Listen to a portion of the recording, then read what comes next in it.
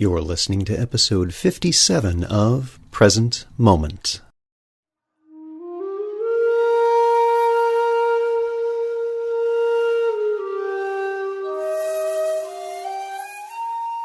Welcome to Present Moment, Mindfulness, Practice, and Science. I'm Ted Meissner. Present Moment is a podcast with interviews, conversations, and roundtable discussions. We speak with mindfulness researchers about their newest findings published in peer-reviewed science journals, teachers about their understanding and methods as they work with students of mindfulness, authors about their books and interests, and we also speak with everyday practitioners. The website presentmomentmindfulness.com has show notes for each episode along with resource materials. Jane Compson and Lynette Montiero join us to speak about their paper, Still Exploring the Middle Path, a response to commentaries.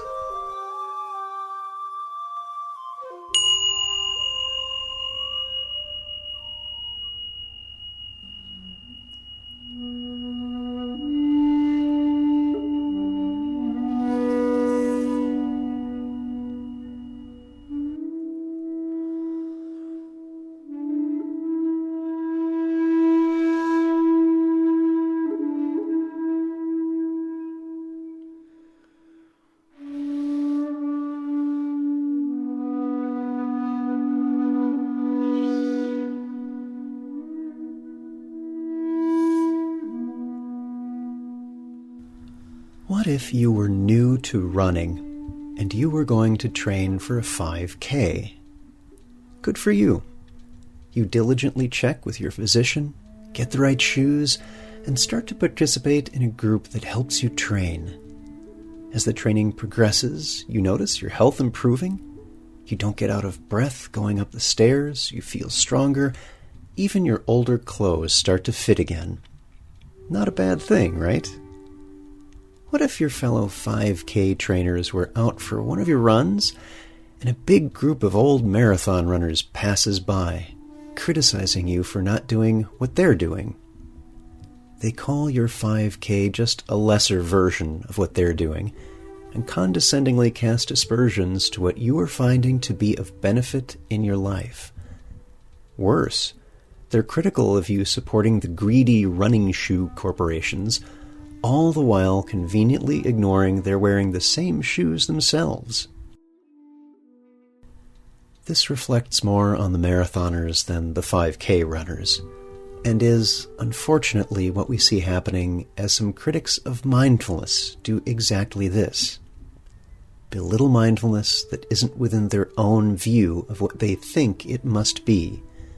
Fearmonger about watering down their tradition, hold you accountable for corporate greed, and engage in the hypocrisy of condemning what you do while ignoring their own contextual failures. Valid criticism is perfectly legitimate and is based on evidence that includes causation, and such discussions are actively invited, but not accepted, as it's easier to criticize than it is to create something new. Jane Compson is Assistant Professor at Interdisciplinary Arts and Sciences, University of Washington at Tacoma. Jane seeks to apply her training in religious studies to contemporary contexts.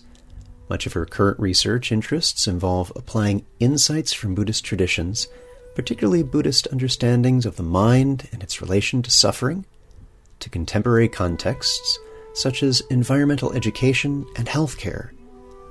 Jane's teaching reflects her interests in applied ethics and engaged religion, and she currently teaches classes in comparative religion, environmental ethics, philosophy, religion and the environment, biomedical ethics, and introduction to ethics. Lynette Montiero is a clinical professor at the University of Ottawa School of Psychology. She completed the mindfulness-based stress reduction in mind-body medicine, practicum in mindfulness-based stress reduction at the Center for Mindfulness in Worcester, Massachusetts, and professional training in mindfulness-based cognitive therapy for depression relapse prevention. She is trained in cognitive behavioral therapy and cognitive processing therapy for the treatment of PTSD in active duty and veteran police and military members. Our guests today are Jane Compson. Jane, welcome to the podcast. Thank you. It's great to be here. And our returning friend, Lynette Montiero. Lynette, good to hear your voice again. Nice to be here, Ted. Thank you. So we're going to talk today a little bit about some of what we are finding in the exploration of mindfulness, MBIs, mindfulness-based interventions, and what some of the pushbacks are that we're hearing from various areas, particularly those in the tradition. And our main focus of today's discussion is going to be an article that you co-wrote, Still Exploring the Middle Path, a response to commentaries. And I do have that linked on the episode page for this episode. So for those of you who are listening to this, if you'd like to check that out, maybe hit pause and read that first and then join us again on the conversation. Lynette, you've been here before. You joined us on episode 19 with Frank Mustin on your book Mindfulness Starts Here, an 8-week guide to skillful living. And so we've had a little bit of experience with your background, but Jane, this is your first time on this podcast. I'm wondering if you could tell us a little bit about your background. Sure, I'd be happy to. First of all, thank you very much for inviting me. It's really an honor to be here. So my background is I'm here in a sort of my academic capacity, I guess. I am an assistant professor in philosophy and religious studies at the University of Washington in Tacoma. And my interest in mindfulness goes back, sort of predates that quite a ways. My PhD was in comparative religion, and I looked at Buddhism, Buddhist approaches to other religions in the Pali Nikayas, the Buddha's approach. And I particularly compared it with a Christian approach to other religions. So I've been interested in this, how Buddhism engages with other non-Buddhist traditions for quite a long time now. And on the other side of it is my personal practice. I began, when I was doing my PhD, I got more and more interested in Buddhist teachings, and that led me to an interest in practice and meditation. So I started meditating back then in the Samatha tradition, so a Theravada-based tradition. And since then, there have been wanderings on the way, but I've been pretty much kept practice going. And actually, I've been in different traditions. I trained as a lay chaplain in the Upaya Zen Center, and I have done some Vipassana retreats. I have been to some Shambhala traditions, so I'm kind of an explorer. But I've also done training in mindfulness-based stress reduction, so I'm a trained facilitator in that. So I've kind of had practice experience in both, if you like, traditional Buddhism and in, if you like, so-called secular mindfulness. And I love that dance, and I'm exploring that academically now. So it's fun. It's really fun to be able to explore that as my day job. It's a privilege, and I really enjoy it. Wonderful. Thank you for sharing. And it's a rich area for exploration, particularly right now in our society, as we see this becoming an accepted and, in fact, a curious and popular area for exploration. So what I'd like to do is, Lynette, maybe you could take a few minutes and describe what some of the background has been in the papers that we're seeing, one that you had helped author, and then there were responses, and now this response to those responses. I'm wondering if you could talk about that for just a little bit. Sure. We were very excited to be able to do that. The first article, which was the traditional and contemporary mindfulness article, really sought to find that middle path, because all of the discussions were becoming so tangled and sometimes very acrimonious about the authenticity of what one group was doing versus the orthodoxy of what the other group was doing. And I think it was very fruitful to have those discussions. And what we saw, Jane, Frank, and I sought to do was to see if we could tease out some ground that we could stand on to say, aha, so this is what the state of the thinking is at this point. And I think we did rather well with that. Just highlighting, coming at it from a measure of, do the MBIs actually meet the criteria that one would say, insofar as you can have the criteria, based on the Pali Canon, do they meet the criteria of what one would call mindfulness? I come from both a cultural and an acquired Buddhist practice, so it felt really good to see that, up to a point it does. My other lineage being as a clinical psychologist, it felt really good to say, oh, here's where it diverges, and I felt a greater clarity in being able to talk to my patients about what this is, this beast of mindfulness is. The responses were really wonderful in the sense that they ranged and they were heartfelt. I think the one that stands out for me was Ajahn Amaro's holistic mindfulness, and it was just brilliant. And sometimes you just have in Zen we talk about that turning word, and that's what we got was when he talked about the subtle influences of Judeo-Christian values in everything that we do. And I started coming up with this idea of, as everybody kept talking about stealth Buddhism, I started coming up with the phrase of stealth Judeo-Christian practices.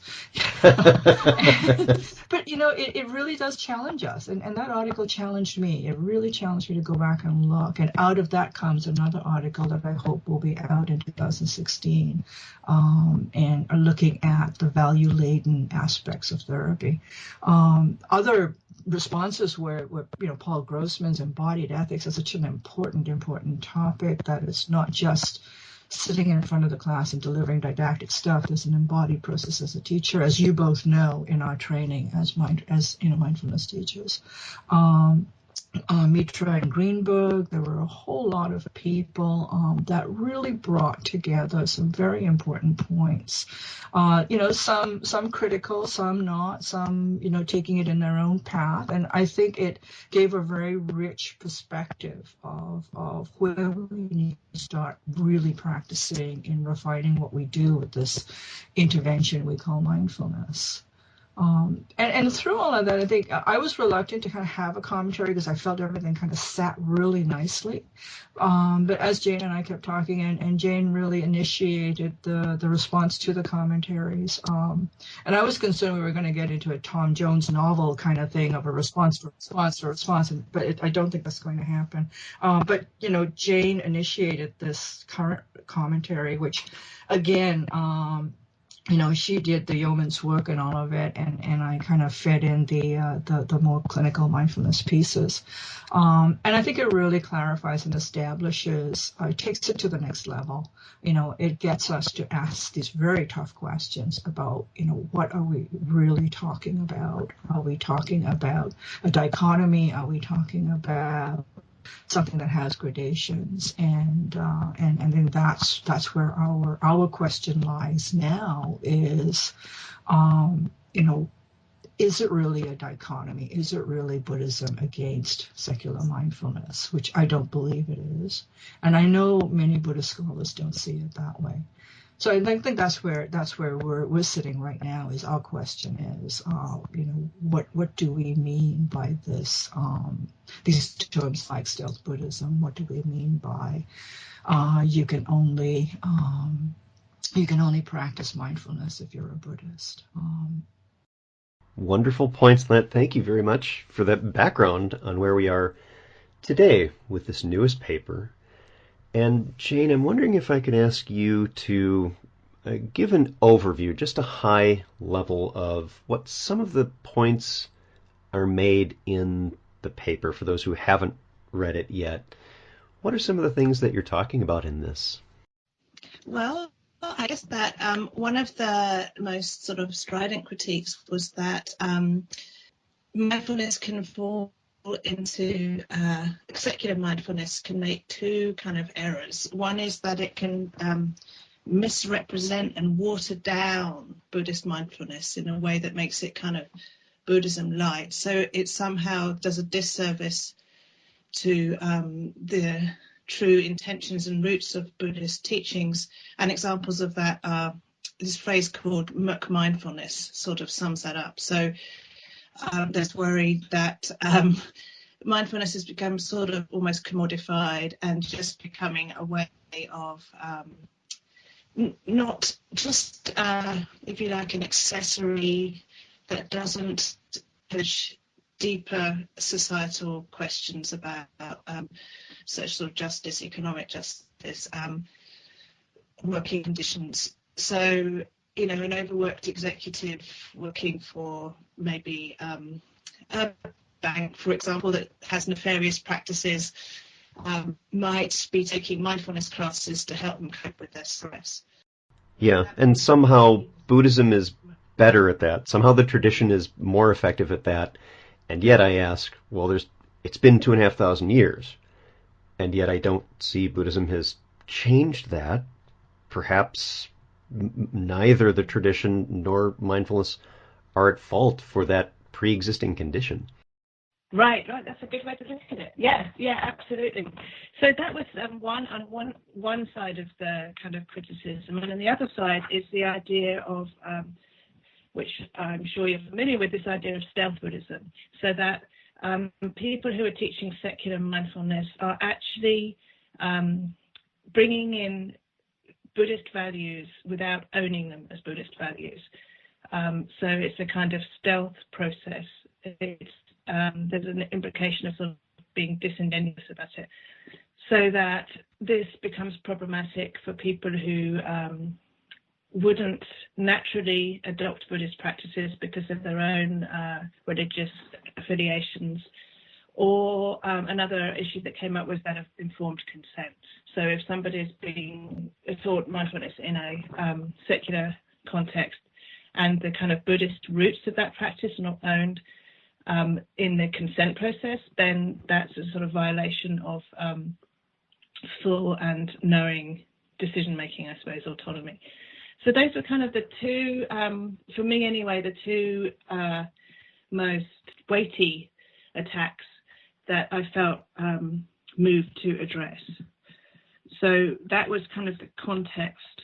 And so I suppose if I were to summarize our response, it was to basically reject that model and the assumptions behind that model.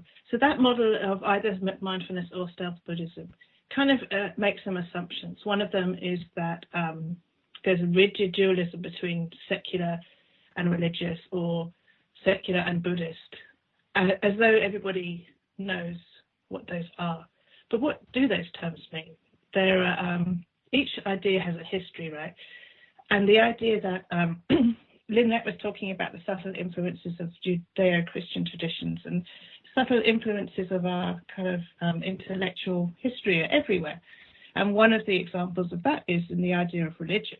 So the idea of religions as being mutually exclusive or competing with each other is a relatively recent phenomenon. It came around sort of around the 16th, 17th century. And certainly the Buddha and his followers had no concept of religion and no sense of it being something that's separate from the rest of life, which is secular. They were talking about a way of coping with life's vicissitudes, a dharma and a discipline. And that's not equivalent to our modern day use of the term religion. So in a way, some of this discussion about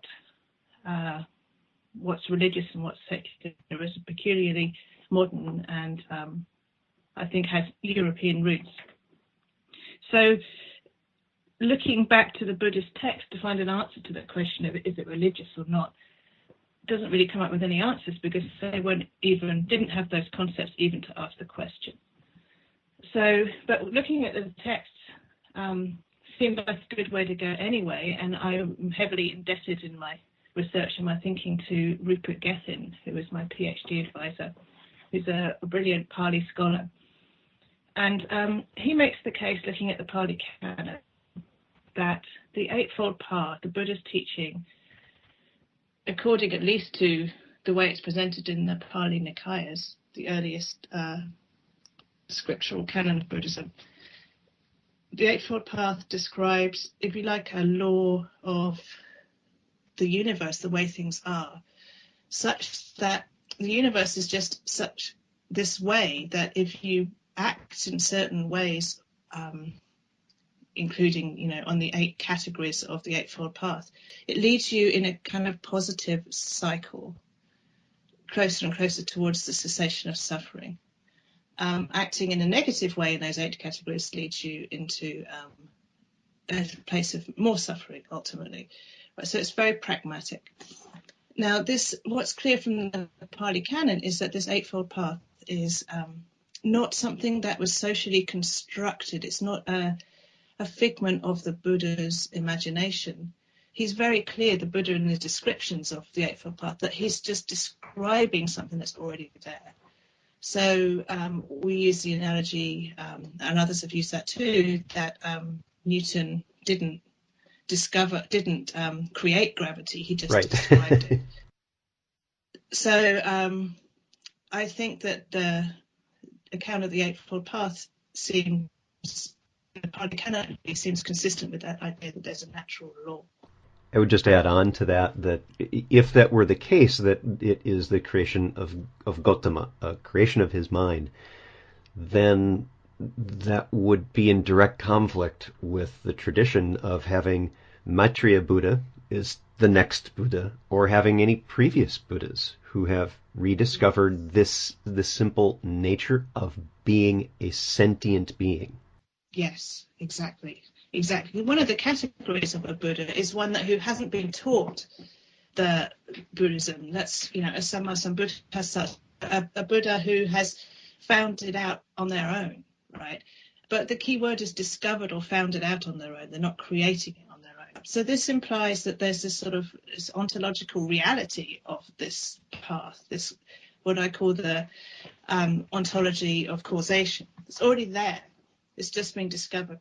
So this has big implications, I think, for this discussion, because if you think that in order to be that mindfulness and the attendant concepts are just a spin-off from the kind of creations of Gautama's mind, as you put it, well, then it does seem to imply that you have to be a follower of Gautama in order to sort of believe it.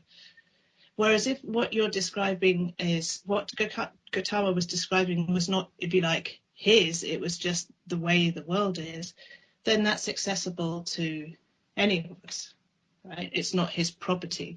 So you don't have to be a so-called Buddhist to buy into that, or you don't have to be a Newtonian to be subject to gravity.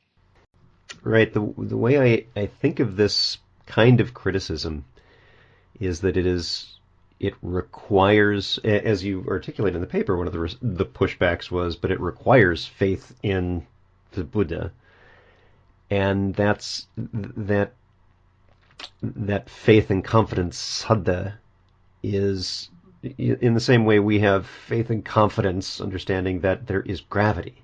Great that Einstein came up with E equals mc squared. It is independent of Einstein having discovered it, however. And the way that when the argument of, oh no, you have to be Buddhist to do this correct, is to me a bit of religious elitism. In the same way, whenever I hear the phrase, well, Christian morals, what do you mean by Christian morals? Well, compassion and love and care. I'm like, are those exclusively Christian? Well, sheepishly the answer is no. Then why are you taking ownership over them? Right, exactly. And, you mentioned faith, if I could just go back to that. I think that's a good example of the subtle influences, the stealth influences, I suppose, of our Judeo-Christian background, right? So we tend to think of faith predominantly as a belief in something that can't be seen. Or things unseen, 1 Corinthians, yep. Yes, things unseen. Whereas the use of the term, even though it's faith in Buddhism. It's more about the sense of confidence, as you mentioned. So we might use that term when we say we have faith in a person.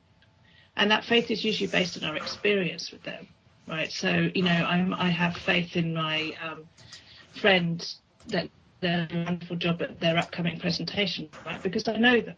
So it's that kind of confidence. It's not the sort of, this is something that it goes against all my previous evidence, but I'm just hopefully hanging on to this faith that this will work. So in that sense of faith, in the pragmatic sense of faith as confidence, I think it's true that in order to progress towards cessation of suffering, one has to have it's based on seeing that these practices are helpful, and that develops some sense of confidence or faith.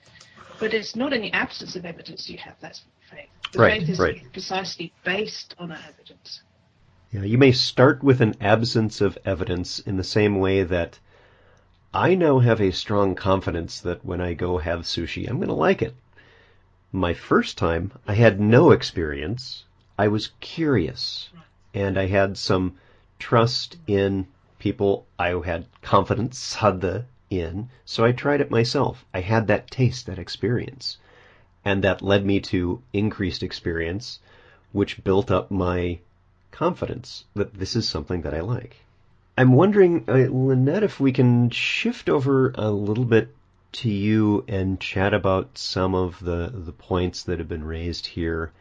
I'm wondering what some of your thoughts are. I know you have some ideas around this, and I want to give you a chance to explore some of them. Mm-hmm. Thank you. Yeah, that Jane, that was wonderful to listen to you.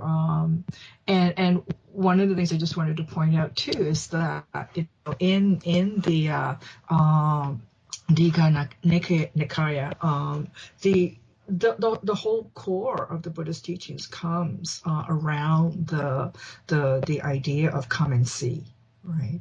So it's really not an issue of blind faith or blind belief, but of experimentation.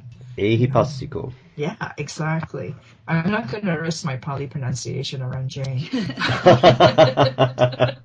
Barely got through Digha Nikaya. But yes, there's some really important points that are being said here. And one of the things that I keep coming back to and being grounded in the clinical perspective, Jane, the point you made about informed consent is so crucial. And I did a quick scan around of many of the books. One of the things we say, oh no, Stealth Buddhism, it's all couched in, New Age language or clinical language. And in fact, when you look at most of the books that are written by our elders and wise ones in the field, most of the books do give a clear statement of the roots of the. If it can be as gentle as a nod, it can be a little bit more explicit. Certainly, when you look at mindfulness integrated cognitive behavioral therapy with Bruno Cayun, he has an entire section and chapter that integrates the precepts into the clinical process. Right. So these are it's there. If you're willing to see it, it's there.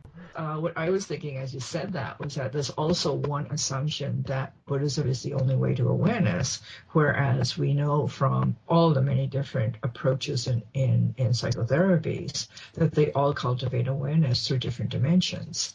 And if you go back to perceptual psychology and perception, the psychology of perception, it starts there. You go into cognitive science, it's there. So it's not something that's unique. That cultivation, that bhavana of awareness is not unique to Buddhism. And actually predated Buddhism. That meditative practices existed during Gautama's time. They predated him. He is not the owner and the creator of meditation. And it coexisted and co-arose with a whole lot of philosophical development in that time period, right? The other thing I think is that when I sort of cast my mind back to, the many courses I've taught, and to different degrees, when we first started out, we spoke a little bit more about the roots of this. We're finding these days we really don't even need to, because people come to the program already knowing and already having an interest in the roots. But, again, willing to have it set aside. So within the participation, it very rarely turns people away. In 13 years now, 12 years going on 13 years, teaching 6 courses a year, 7 courses a year. I think we've come across 2 people who have said, after we've sat down and talked about it, who have said, I'm really uncomfortable, not with the concepts, but with having to sit and close my eyes or having to listen to the bells ringing. We had one person who was very uncomfortable because they couldn't reconcile bells ringing with their deep negative feelings about religion. And, these are very unique kind of situations which you treat with compassion, and you try to find a way around it. But we have yet to have somebody come in and say, oh my gosh, this is awful. You're brainwashing us into Buddhism. So because we're not. That's just my experience, right?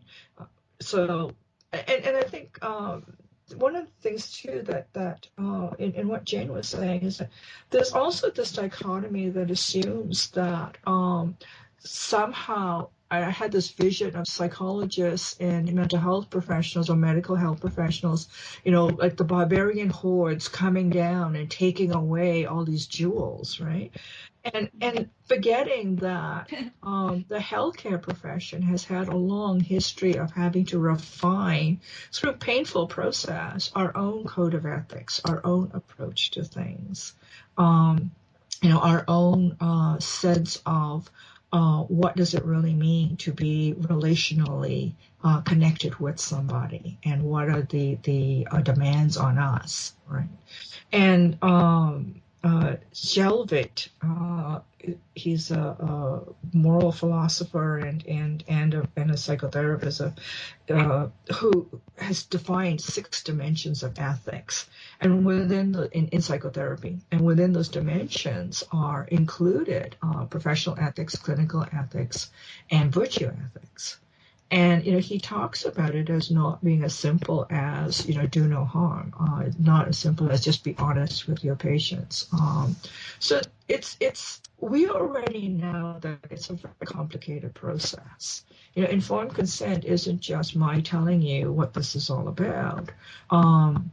It's hoping to reach some understanding of how this has an impact on you. And that presumes that, we come back to, nobody comes into that room where we teach mindfulness or where we do psychotherapy. No one comes in that room as tabula rasa in their own values and ethics. With all of our, we have our values and ethics, they have theirs, and the hope is that somehow we co-create something that is beneficial for everyone in that room. And I think that's the piece that's really, really missing, and is very demeaning to the people who come to the program, because we're assuming that somehow we who know Buddhism, we who don't want to be stealth Buddhists, know better than the person we're teaching. And we don't. That we need to mandate, here is the preordained conclusions you must reach. And that you don't know any better. Yeah, and that it does, and that, and there's no room for creativity, and it has to be this conclusion. And that's particularly irksome when those conclusions are really packed into a political agenda. Even if it's a political agenda with which we may agree, it's still inappropriate for us to mandate that if you do this kind of practice, if you become a Buddhist, if you do whatever it is that the area of exploration is, you must therefore fully believe in my political conclusions. Well, it was interesting. I was telling Jane this story, and I think this is probably a good place for it. When I first, I was born in Burma, and my grandmother was a devout Buddhist, and so every Sunday I would get to get me away from my parents' poker parties. She would drag me off to the various pagodas, and so we would go and try to save my non-existent soul. And it was lovely. I mean, I grew up with this very interesting perspective of what it meant to be a practicing Buddhist. And of course, when we immigrated to Canada, and eventually I found my way back to Buddhism, I attended a Sangha, and one of the ladies there said, so Lynette, are you Buddhist? And I didn't know how to answer this. And I kind of thought, yes, and I tend to overthink things. So all I could squeeze out was a yes. And then so she said, well, but have you taken the 3 refuges? And I thought, I don't know what those are. And because that wasn't the Buddhism I grew up in. The Buddhism I grew up was you fed the monks, you swept down the pagoda grounds, you did an alms round, and you went home and you cleaned off the altar.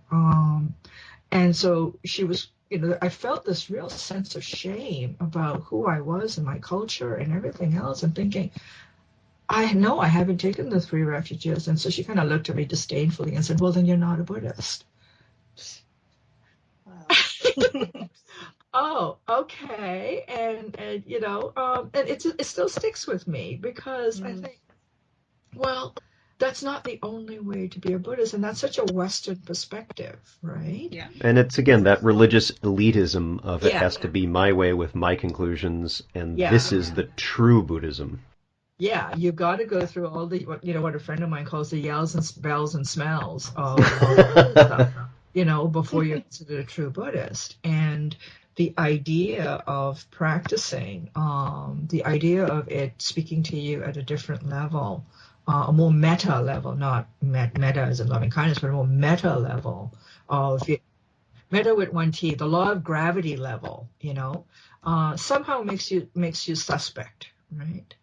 And I think that's what I'm picking up in all many of these conflictual dialogues is that, if you're not coming at that level of having taken the refuges, going to Sangha regularly, having a teacher that you follow, doing all of these things, believing in certain concepts, then somehow you're not a real practicing Buddhist, and therefore really should not be teaching mindfulness either.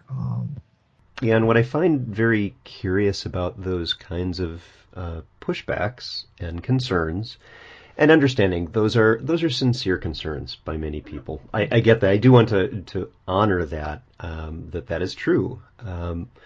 My response to it, though, is that for many of the people who make those kinds of questions known, I appreciate that. Those are good things for us to explore. That's what the creative dialogue is about, is unpacking that, understanding it.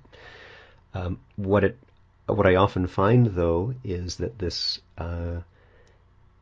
comes from often, not always, but often, an individual who may not have started Buddhists. They may have been in another tradition. Mm-hmm. And they may have experienced for themselves, this is the right way to do that tradition. This is the right way. You're not doing it right. You're not a good fill in the blank. And so they left that tradition and found another, which was wonderful, something that resonates more with them. That's great. But now that energy, that attachment to how good this is for them in their experience seems to be missing that, but it may not be for someone else. There may be some nuances to the complexity of our human experience. Well, one of the things I'm growing to understand in the programs that we teach, two points, I guess, just to cap on what you just said, Ted, is when we delivered a program to the base and unit chaplains in the Canadian military, and there was a little concern about what was this going to be, and so we had a very open dialogue about it.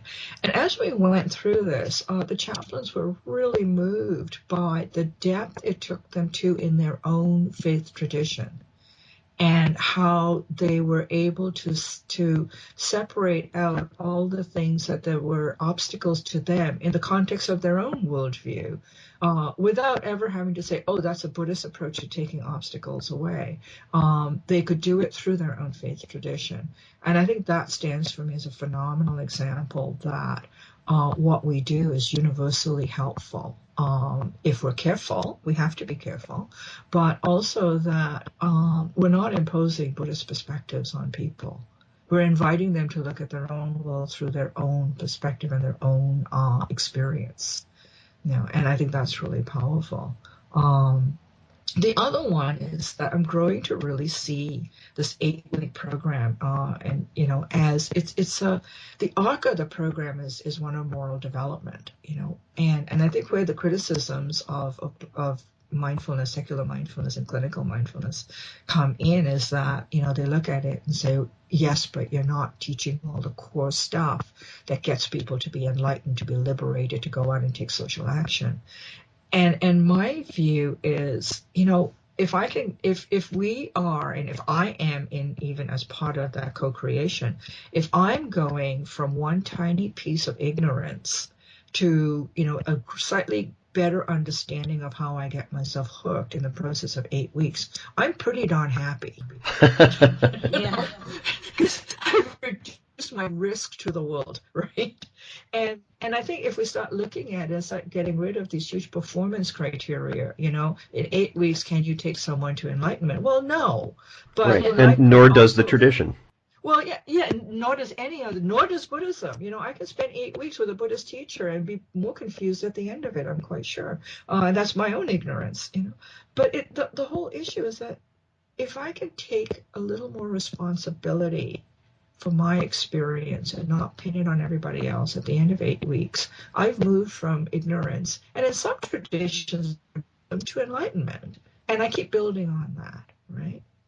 Yeah, and you're building the foundational aspect. And exactly. I keep asking, if you had to, and I'll ask a traditional person, you had 8 weeks, you get people for a few hours once a week. What do you do? Because that's all you've got. Yeah, and you start with just beautiful comments. I wish I could remember who it was. It said, you want to open the awareness just a teensy millimeter on either side of the event horizon. You just want to open that just a teensy bit so that they see that there's a little bit more than what their narrow perspective is telling them. And I include myself in that, right? And that's really all my practices. Can I open my blinders just enough that I can let a little bit more light in? And for 8 weeks, that's all I'm doing. We're making an introduction, and it will grow. We're planting a seed. Jane, I'm wondering if this would be a good opportunity to have you describe one of the metaphors that you used so brilliantly, I think, in the paper, around training for a marathon versus training for a 5K, because this fit into several of the points that you made. I wonder if you could just tell us a bit about that. Yeah, that does seem like a good point. Lynette, I thought you made excellent. You put it very eloquently there, and I think this analogy kind of fits in precisely with what you said. So when I was talking earlier about the Eightfold Path and the different factors of the Eightfold Path being kind of descriptions of a law of reality, one way that it's helped me to think about that is to think about physical processes, like, for example, the processes when we engage in exercise. So when you engage in, supposing you are very sedentary and you start, like as I have done in the past, the Couch to 5K program to drag me off the couch, you start to exercise more, and inevitably through the exercise, things start to happen physiologically. You know, your heart might be a little bit stronger than it was last week, and your oxygen saturation might be slightly improved. I mean, you can tell I'm not an exercise physiologist, but you get the idea, I hope, that, you know, your muscles get a little bit stronger. And just by virtue of doing that practice, those things happen just because it's a law of nature. that's what happens. Another key thing to think about here is that these things are all interconnected with each other. So you couldn't, like, I don't know, start your run and say, well, I'm just going to strengthen my heart, but my muscles aren't going to get any stronger. You know, when you do one, you do the other because they're connected. And for me, that seems like analogous to the way that the law of the eight-factored path, the eightfold path, is presented in the Pali canons, at least according to my reading of it via Rupert Gethin, which is that the eight factors are interconnected, and that certain courses of training lead you to move them in a kind of positive direction. And by positive direction, I mean leading towards the cessation of sufferings, so loosening suffering's grip on you, I guess. So I suppose that the analogy kind of works in this conversation, in this context, because, you know, you can decide to do a 5K, or you could decide to train for a marathon, or even something really hardcore like a triathlon.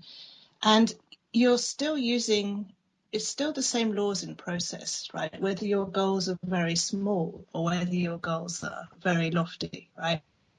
So I see this fitting into the mindfulness debate as, you know, whether or not your intention is, maybe you are the person who works for the bank and, you know, you do a bit of mindfulness. Well, whether your intentions are not very lofty, maybe you're not trying to alleviate, you know, suffering or save the world. But inevitably, if you do this practice, as Lynette was saying, you might just get, because this is the law of the Eightfold Path, as the Buddha would put it, you might just get a little bit more insight, a little bit more perspective. Now, maybe you won't go anywhere with that. Maybe that all you would care about is getting better sleep, or, you know, being better on the golf course.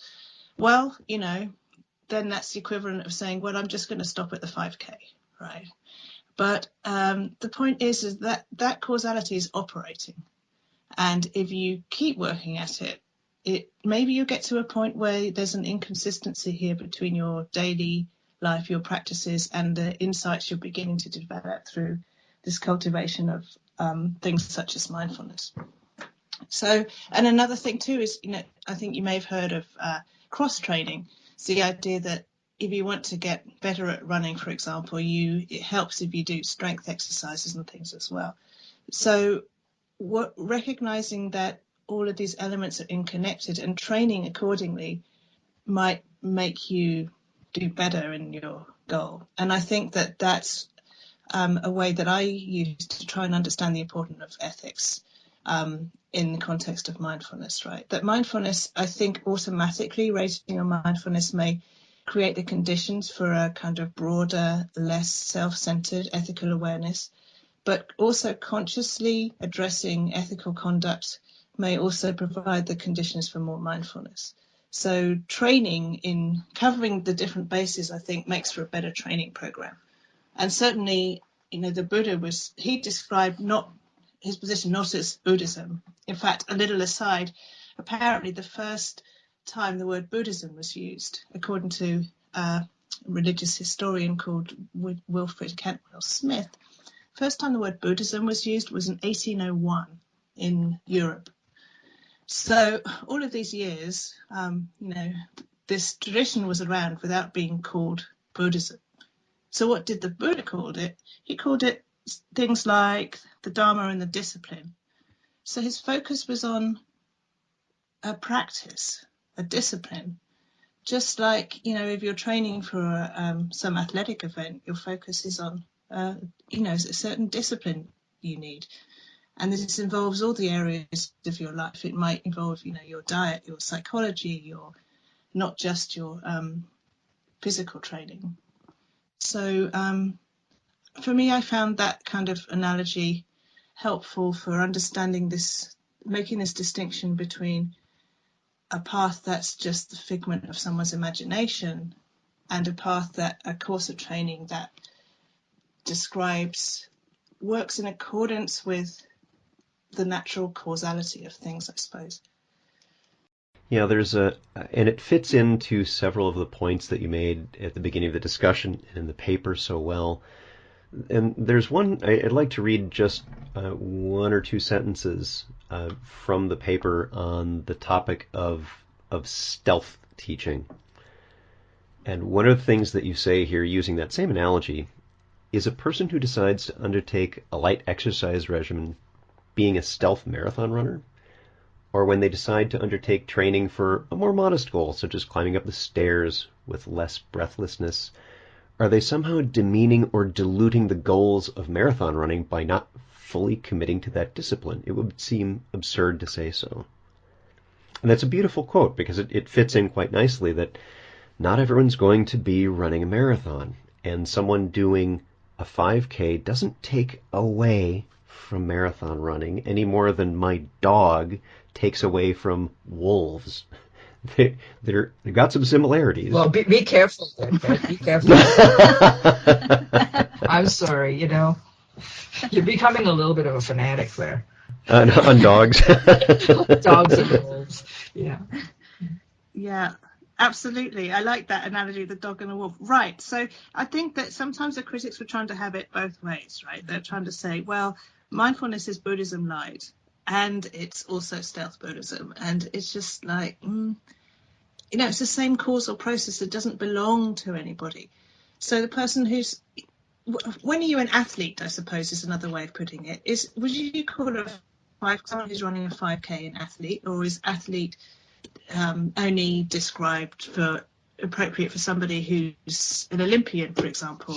Like, if Buddhism is understood to mean, and this is the way I prefer to understand it, Buddhism is kind of a catch-all phrase for working in a particular path or course of training that tries to lead you to operate in accordance with reality, with this law of reality, such that it leads you towards the cessation of suffering. Yeah, so, what does it mean to be a Buddhist anyway, right? And my understanding is that, it's a way of describing a particular course of training or intention that to lead towards cessation of suffering. But, I don't know that if you take that as the intention, then I don't even know that the term being Buddhist is helpful, because anyone, just like athlete doesn't tell you very much about whether someone's doing a marathon or whether someone's doing a 5K, right? Mm-hmm. It's something that, in fact, we sort of trip up over because we're so trained to think of Buddhist isms and religious isms as referring to some kind of adherence to a set of beliefs. This is more about a practice in accordance with, the way the world works. What's going to lead you to be more compassionate, insightful, and at home in the world, I suppose. Mm-hmm. Mm-hmm. Lynette, I'm wondering if you have anything more you'd like to share with the listeners, any more points you'd like to discuss? Oh, I think we've sort of run the entire panorama of all of this. I think for me, I'm hoping we can move forward. I'm hoping we can continue to move forward, because I think the commentaries to our first article pointed in some really important directions. I think also what I'm working on for myself is to begin to really own the power of the relational aspect of the programs that we're teaching, and to see that, and I keep saying this in our programs, is that, in order to change how we meet the world and meet our experiences, we really have to practice. And because we know, certainly from social psychology research, that attitudes don't change unless behavior changes. You can try and change attitude, but behavior won't change to become congruent with that. And I guess as a larger picture, I'm really hoping that we can start looking at how we can meet these incongruences in perspectives between, as Jane said, what does it mean to be Buddhist? What does it mean to be a secular Buddhist? What does it mean to be a mindfulness teacher from a clinical perspective? Can we begin to see these less as incongruences and more as dimensionalities of the alleviation of suffering. And I think that's where the richness is. It's not in whether, well, because you're a Buddhist, you don't understand me. Because I'm this, I don't understand you. But more that, can we enrich each other's skills, become more skillful, become, better partners in this journey, by starting to see that there's more than one dimension to the alleviation of suffering. Completely agree. Thank you, Lynette. And Jane, how about you? What are other points you might like to share with the listeners? I think my sort of closing thing would also be in similar lines to Lynette's, that a kind of plea for cooperation between the two camps. And I think it's unfortunate that it's become sort of two-camp issue in any case. I think that Buddhism talks about a focus on praxis, not belief, right? Practice. So the question is not whether it's Buddhist, but does it work in alleviating suffering, not just of oneself, but of others? And the Buddha in the Pali Canon, he was quite clear that he thought that he described his training as fully perfect and nothing lacking. So that's the closest he got to kind of an exclusive statement about his training.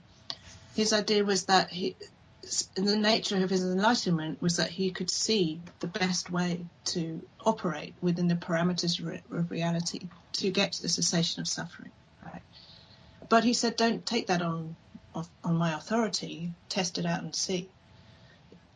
He didn't say, in order to do this, you must believe this or you must believe that. There are some things he said that if you deny causality, for example, you're not going to get very far, because this whole thing rests on understanding that your actions have consequences.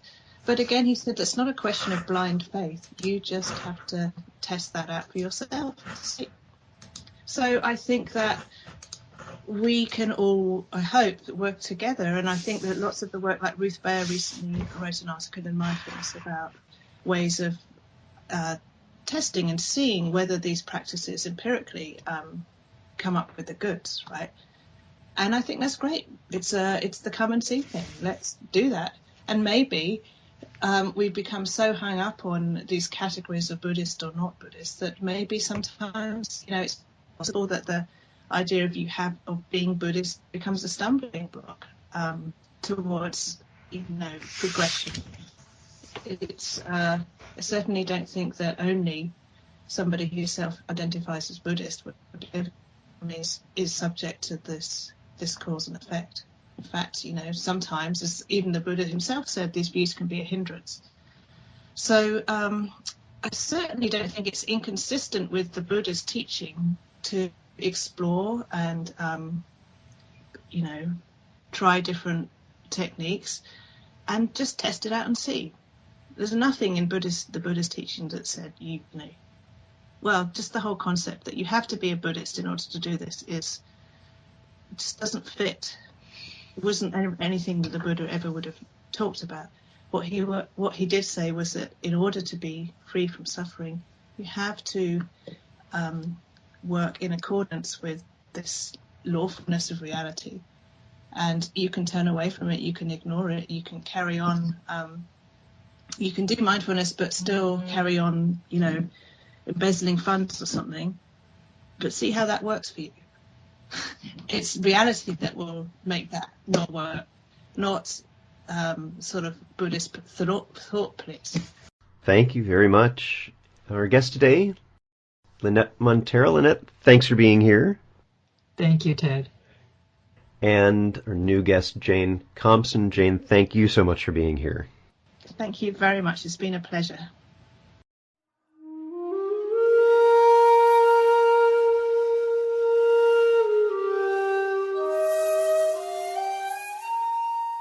Thanks for listening.